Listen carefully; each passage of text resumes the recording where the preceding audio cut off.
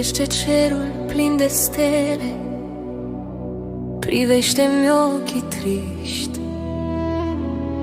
și spune-mi tu, mă poți iubi? Eu tac, spun nimic, ce zici? Prin labirintul versului ascuns, eu mi te adulmec ca pe o vină. Mă tem să nu-ți rănesc surâsul, iar uneori mă tem de tine. Să nu fii trist că am să te pierd prin gândurile-mi rătăcite. Ai dispărut din peisaj ca vântul trist dintr-o răscruce.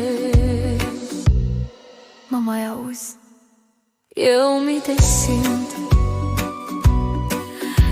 Ești lacrimă și-mi ești dorință, când pe a nopții geană-mi pun.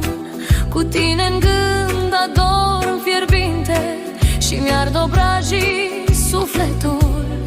Simt dorul tău nestăvilit, însă tăcerea ta mă doare. Din visul meu ai dispărut. Sunt acuzată de iubire, de prea mult ore scris prin vers. Mă poți ierta de nu-ți răspund, dar și tăcerea are vers. Tăcut subtil, neapreciat, sub forma dragostei eterne.